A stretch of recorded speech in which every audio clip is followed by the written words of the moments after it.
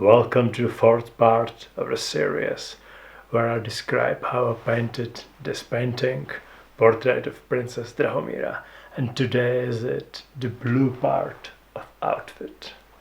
I could start painting these parts only when the surrounding parts of the oil painting were dry. I started with a mid-tone to build on the volumes I had previously painted in the acrylic underpainting. At this stage I used mostly medium-sized Bristol brush. Although painting is faster with a larger brush, a smaller brush is easier to control. Rather, it is about the use of the brush and the combination of angles which you apply to the canvas. It can be hatched, it can be laid flat, or on the contrary, only the tip can be used. I definitely did not strive for a pure intensive blue. On the contrary, I often mixed black and white to achieve grayish colors. I often find textiles better painted in thinner layer rather than impasto if I want to capture an authentic texture. On the reverse side of the canvas I have attached hard paper so that I can exert more pressure on the brush. Here you can see the part where I finished the edge.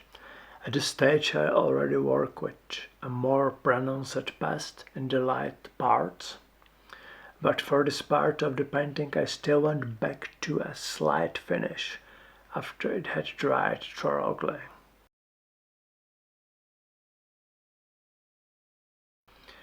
The next day I painted the other half of the robe, so it is a little lighter and contains more warm tones, which is due to the setting sun. So the color must be different, but at the same time it must match the first part. I chose a similar procedure. First some basic color for modeling, and in this wet base I put the darks and finally the biggest lights. Also there I use the whites much earlier than in the first shade part. Here I mix grey-blue scales on the palette, and at the same time it occurs to them so that everything optically harmonized with the surroundings. I chose a long bristle brush for the final strokes. I have come across several cases where some teachers did not recommend such a brush, but I do not agree with this opinion. On the contrary, for finishing the alla prima painting, this brush is ideal because it makes a soft, uneven mark. The next day I painted this part with the shoulder. I already turned the painting upside down, so it's easier to get to higher places. The procedure that I can always recommend is to concentrate on larger surfaces and only then possibly to work on smaller details. Here are some shots of the sleeve painting a few days later. The procedure is of course very similar to what I mentioned a while ago. And here are the shots of painting the next sleeve, again a few days or weeks later. Here you see the use of a flat bristle brush. Sometimes I use the tip of the brush for small details, and other time I use it on the wall surface. In this case, the paint gradually decreases on the brush and mixes with the paint in the painting, which is one of the ways to build plasticity.